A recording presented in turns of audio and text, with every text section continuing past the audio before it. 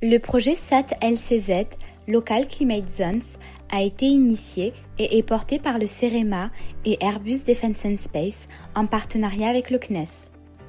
Du fait du réchauffement climatique, les milieux urbains sont de plus en plus vulnérables pendant les vagues de chaleur estivales.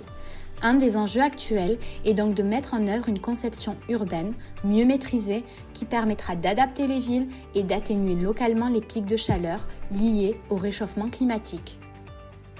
Le projet SAT-LCZ permet d'étudier les phénomènes d'îlots de chaleur dans les zones urbaines en mettant en place une méthodologie permettant d'effectuer une classification en zones climatiques locales dérivée exclusivement d'images satellites à très haute résolution.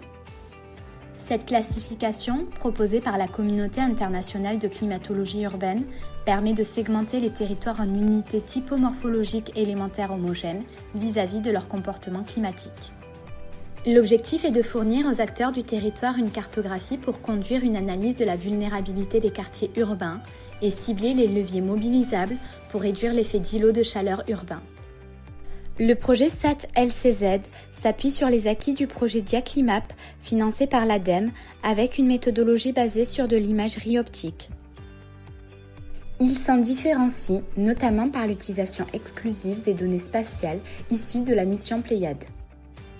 Ces images permettent en effet de réaliser une observation stéréoscopique de la ville qui va servir de base pour déduire les données nécessaires à la classification LCZ, un modèle numérique de surface, une occupation du sol, des bâtiments 3D.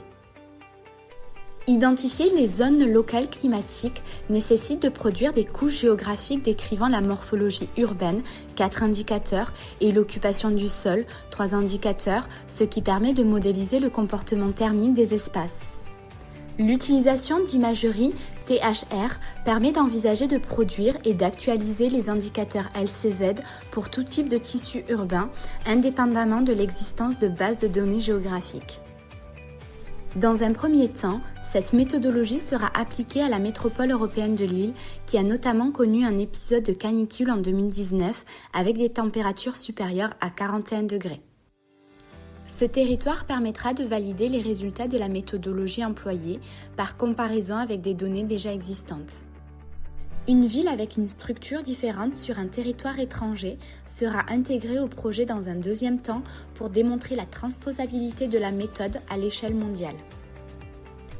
Une fois cette automatisation validée, elle permettra le passage à l'échelle et donc d'internationaliser la méthode développée pour la France en adaptant la classification au contexte urbain rencontré dans différents cas d'études et en réalisant la chaîne de traitement allant de l'imagerie satellitaire à la production des indicateurs, indépendamment de l'existence de données géographiques sur le territoire, avec un processus aussi automatique que possible.